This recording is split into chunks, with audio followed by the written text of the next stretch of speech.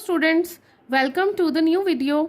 आज हम हमारी इस वीडियो में चैप्टर नंबर 2 पॉलिनोमियल्स स्टार्ट करने वाले हैं। ओके स्टूडेंट्स, तो सबसे पहले हम चैप्टर 2 पॉलिनोमियल्स का इंट्रोडक्शन पार्ट देखेंगे, उसके बाद हम हमारी एक्सरसाइज स्टार्ट करेंगे। ओके स्टूडेंट्स, सो चलिए जल्दी से स्टार्ट करते हैं। First term is polynomials. What is the meaning of polynomials? Polynomial word 2 word से मिलकर बना है, जिसमें पॉली का मतलब होता है many and nomial means term. So ऐसी इक्वेशन जो बहुत सारी टर्म से मिलकर बनती है उसको कहते हैं पॉलिनोमियल्स।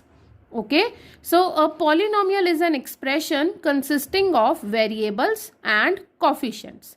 आप सबने क्लास 9th में वेरिएबल्स और कोफिशिएंट्स एक साथ पढ़े हैं, क्या होते हैं? आई थिंक आप सबको पता होगा। सो ये सेपरेट टर्म जो भी एक इक्वेशन में आती है ये होती है टर्म्स। ठीक है, अब यहाँ पर जो भी आपको x दिख रहा है, x is called your variable. ठीक है, अब वेरिएबल डिफरेंट हम ले सकते हैं बिकॉज उनकी वैल्यू वेरी करती है। अगर आप इस इक्वेशन में जो मैंने ली है एग्जाम्पल के लिए ax² + bx + c, x के प्लेस पर अगर आप 1 लिखोगे तो आपकी वैल्यू डिफरेंट हो जाएगी इक्वेशन की। अगर x के प्लेस पर आप 2 लिखोगे तो इक्वेशन की वैल्यू डिफरेंट हो जाएगी। सो वेरिएबल्स वो होते हैं जिनकी वैल्यूज वेरी कर सकती हैं, और जो भी वेरिएबल्स के साथ टर्म्स आ रही हैं उनके फैक्टर्स आ रहे हैं, these are called the coefficients. So इस इक्वेशन में x² and x are the variables and a, b and c are coefficients. So इन सब से मिलकर जो इक्वेशन बनेगी उसे बोलते हैं polynomials. Okay students, next is algebraic expression. अब हम एल्जेब्रा कर रहे हैं तो हमें एल्जेब्रिक एक्सप्रेशन भी पता होना चाहिए क्या होती है। So it is a combination of terms connected by the operations like addition, subtraction, multiplication and division. ऐसी इक्वेशन जिसमें वेरिएबल्स हैं, कोफिशिएंट्स भी हैं उनके, और साथ साथ वो एक दूसरे से कनेक्टेड कैसी हैं? किसी ना किसी ऑपरेशन के थ्रू कनेक्टेड है। ऑपरेशन कौन कौन से होते हैं मैथ्स के? प्लस, माइनस, मल्टीप्लाई और divide. So here you can सी इस इक्वेशन में 1 2 3 4 टर्म्स हैं आपके पास जो कि आपस में कैसे कनेक्टेड है? प्लस या माइनस से कनेक्टेड है। सो ऐसी इक्वेशन को हम क्या बोलते हैं? Algebraic expression. Right everybody? चलिए नेक्स्ट अब हम कुछ कंडीशंस देख लेते हैं, कौन कौन सी कंडीशंस में पॉलिनोमियल्स होंगी इक्वेशंस या नहीं होंगी। Okay, so first it must contain no square root of variable. अगर किसी भी इक्वेशन में वेरिएबल का स्क्वायर रूट आता है तो वो इक्वेशन क्या होगी? आपकी पॉलिनोमियल नहीं होगी। This is your condition. Okay, जैसे यहाँ मैंने एग्जाम्पल लिखा है 3√x + 2, यहाँ पर x के ऊपर अंडर रूट आया है, दैट मीन्स ये इक्वेशन आपकी पॉलिनोमियल नहीं है। Okay, next is no fractional और नेगेटिव पावर इन वेरिएबल। आपका जो भी वेरिएबल है उसकी पावर फ्रैक्शन में नहीं होनी चाहिए और नेगेटिव पावर भी नहीं होनी चाहिए। अगर ऐसा होगा तब भी आपकी इक्वेशन पॉलिनोमियल नहीं होगी। Next is no variables in denominator. अगर वेरिएबल्स डिनोमिनेटर में आ रहे हैं किसी इक्वेशन के तब भी वो इक्वेशन आपकी पॉलिनोमियल नहीं होगी। Here you can see in this example 5x + 2 upon 3x + 1। यहाँ पर x आ गया आपका वेरिएबल, तो इसलिए ये भी एक आपकी पॉलिनोमियल नहीं है। राइट, सो ये हमारी 3 बेसिकली कंडीशंस थी जिसमें कि इक्वेशन पॉलिनोमियल नहीं होती। ओके, आई होप आप सबको ये समझ में आ रहा chapter polynomials, algebraic expression and अभी तक हमने करी उसकी कंडीशंस। ठीक है, अब नेक्स्ट देखते हैं degree of polynomial. Degree of polynomial क्या होती है? Highest power of x in a polynomial is called degree. कोई भी आपकी इक्वेशन है उसमें x की जितनी हाईएस्ट पावर है, सबसे बड़ी पावर है, उसको ही उस इक्वेशन की, उस पॉलिनोमियल की डिग्री बोलते हैं। ओके, सो हियर यहाँ पर मैंने एक एग्जाम्पल लिया है 5x³ + 2x² + x। यहाँ पर x की डिग्री कितनी है? x की पावर कितनी है? 3, यहाँ पर 2 और यहाँ पर 1। तो हाईएस्ट पावर कौन सी हो गई तीनों में से? 3। सो इसलिए इस पॉलिनोमियल की डिग्री कितनी हो जाएगी? 3। ओके, चलिए नेक्स्ट देखते हैं स्टूडेंट्स अब types of polynomials on the basis of degrees. Okay, so first type is linear polynomial. अब लीनियर पॉलिनोमियल क्या होता है? A polynomial of degree 1 is called linear polynomial ऐसा पॉलिनोमियल जिसकी डिग्री क्या होगी, that means highest power of variable is 1, तब वो क्या हो जाएगा आपका लीनियर पॉलिनोमियल।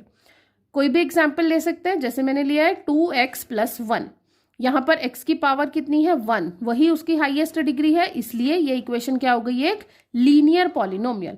इसको हम कंपैरिजन इसके स्टैंडर्ड फॉर्म से करते हैं जो कि होती है ax + b।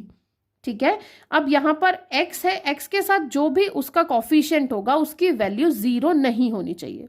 This is also one of the condition. So here x should not be equals to 0। So याद कर लीजिए इसको, लीनियर पॉलिनोमियल क्या होगा, जिसमें वेरिएबल की हाईएस्ट डिग्री कितनी होगी, 1 होगी। Okay, now next is quadratic polynomial. A polynomial of degree 2 is called quadratic polynomial. अब ऐसी इक्वेशन जिसमें वेरिएबल की हाईएस्ट पावर क्या हो जाए, 2 हो जाए, या फिर आप बोल लीजिए कि उस पॉलिनोमियल की डिग्री क्या हो, 2 हो, तो उसको बोलते हैं क्वाड्रेटिक पॉलिनोमियल। अब आप देखिए क्वाड्रेटिक पॉलिनोमियल का मैंने यहाँ पर एग्जाम्पल लिया है, जैसे 5x² + x + 1। यहाँ पर इस पॉलिनोमियल की डिग्री क्या है, 2 है।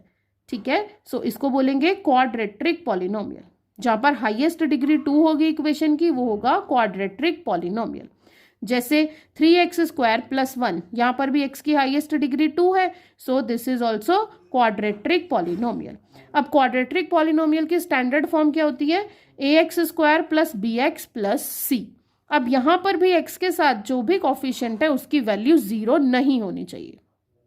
Okay, so a should not be equals to 0। ठीक है बेटे, आई थिंक आप सब साथ साथ इसको रिवाइज करते जा रहे हैं। लीनियर पॉलिनोमियल वो होता है जिसमें हाईएस्ट डिग्री 1 होगी, क्वाड्रेटिक वो होगा जिसमें हाईएस्ट डिग्री 2 हो जाएगी। Now next is cubic polynomial. A polynomial of degree 3 is called cubic polynomial. अभी जैसे 1 डिग्री वाला लीनियर, 2 डिग्री इज क्वाड्रेटिक, वैसे ही 3 डिग्री जिस इक्वेशन की हाईएस्ट डिग्री 3 होगी वो क्यूबिक पॉलिनोमियल हो जाएगा। ठीक है, अब क्यूबिक पॉलिनोमियल की स्टैंडर्ड इक्वेशन क्या होती है, ax³ + bx² + cx + d। Okay, अब यहां पर भी आप देख लीजिए x की हाईएस्ट पावर 3 है, सो इसलिए ये एक क्यूबिक पॉलिनोमियल है। अब x के साथ जो भी उसका कॉफिशिएंट होगा उसकी वैल्यू 0 नहीं होनी चाहिए। ठीक है, सो यहाँ पर आप देख सकते हैं a, b, c और d सारे रियल नंबर्स होंगे। ठीक है, यहाँ पर मैंने एक एग्जाम्पल भी लिया है, जैसे 3x³ + 2x + 1।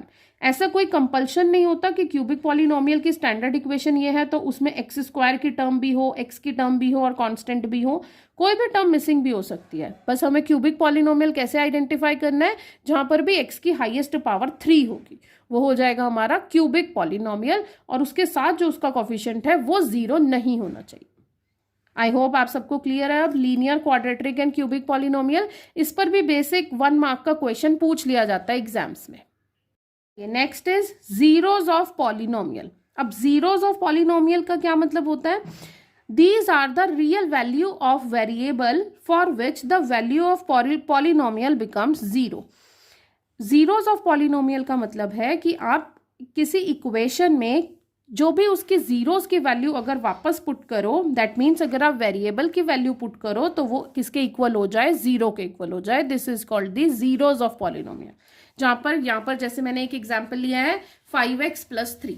सो आप देखो इक्वेशन इज 5x + 3। पहले तो आप बताइए ये कौन सा टाइप का पॉलिनोमियल है, दिस इज लीनियर पॉलिनोमियल। ठीक है, अब लीनियर पॉलिनोमियल में मुझे अगर वेरिएबल की वैल्यू फाइंड आउट करनी है तो मुझे इसको इक्वल्स टू 0 लिखना पड़ेगा।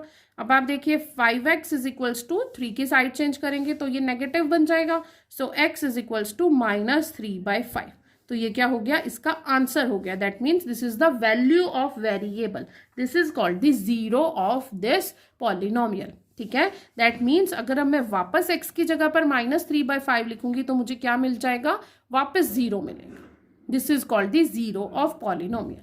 ठीक है, ऐसे ही अगर आप क्वाड्रेटिक पॉलिनोमियल्स का 0 देखेंगे, क्वाड्रेटिक पॉलिनोमियल्स का क्या होते हैं जिसमें x की हाईएस्ट डिग्री 2 है, सो ax² + bx + c। अब इसमें जीरोस क्या हो जाते हैं आपके, यहाँ पर इसको जीरोस फाइंड आउट करने का एक सिंपल फॉर्मूला भी है ax² + bx + c में।